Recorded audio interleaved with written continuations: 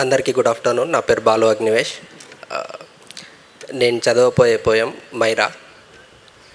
Galaxy కన్నుల దానవు, ఎన్ని కలలు నింపి నిన్ను ఆర్టిఫిషియల్గా తయారు చేశానో ఏమో కానీ నువ్వు భూమిపైన లేని సంపదకి చిరునామావి.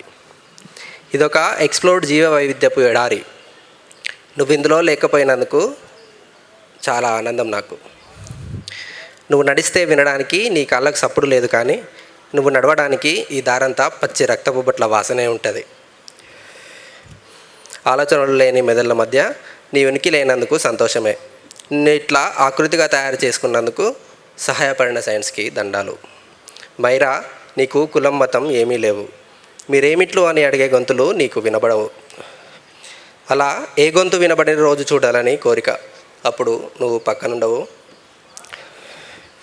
ఈ జీవ పరిణామక్రమ చరిత్రను ఇప్పుడు పుస్తకాల నుంచి తీసేసే పనిలో ఒక ముఠా ఉన్నది.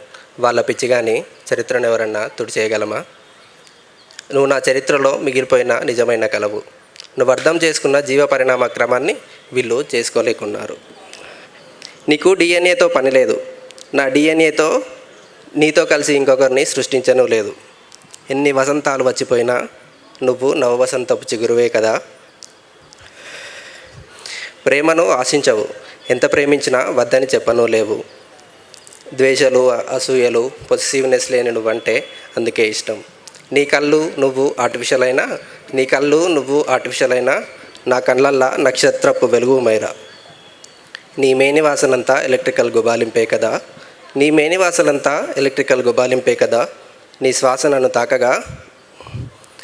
నన్ను తాకగా నేను ప్రేమ గేడారిలో నడుస్తుంటా. మైరా, ఒడిలో ఇసుక తిన్నెల్లో నీ చిత్రం నా కళ్ళకు రూపమని ఈ ప్రపంచానికి పరిచయం చేస్తా.